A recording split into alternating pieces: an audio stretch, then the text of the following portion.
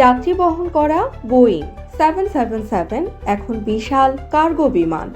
বিশ্বজুড়ে বাড়ছে এয়ার কার্গোর চাহিদা, আর সেই চাহিদা মেটাতে এমিরেটস স্কাই কার্গো এবার তাদের পুরনো বোয়িং 777-300 এর যাত্রীবাহী বিমানকে রূপান্তর করেছে বিশেষ ফ্রেইটার বা কার্গো বিমানে।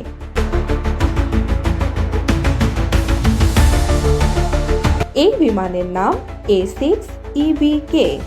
এটি কোনো নতুন কার্গো বিমান নয়, বরং এমিরেটস বহরে থাকা একটি যাত্রীবাহী বিমান, যেটিকে কয়েক মাস ধরে সম্পূর্ণ নতুনভাবে তৈরি করা হয়েছে।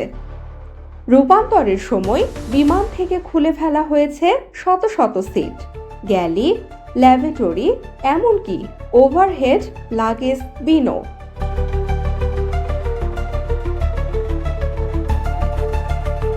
এরপরও বিমানের একপাশে বসানো হয়েছে বড় কার্গো দরজা, শক্তিশালী করা হয়েছে পুরো ফ্লোর, যাতে ভারী কার্গো প্যালেট বহন করা যায়। শুধু তাই নয়, স্মোক ডিটেকশন ও ফায়ার সাপ্রেশন সিস্টেম, পাওয়ার কার্গো লোডিং সিস্টেম, ওষুধ ও পচনশীল পণ্য পরিবহনের জন্য উন্নত টেম্পারেচার কন্ট্রোলও যোগ করা হয়েছে।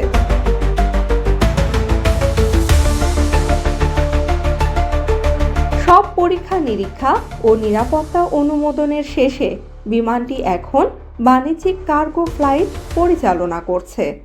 2026 সালে এমিরেটস স্কাই কার্গো তাদের বহরে যুক্ত করেছে 6টি নতুন বোয়িং 777F ফ্রেইটার এবং একটি কনভার্টেড 777-300 SF।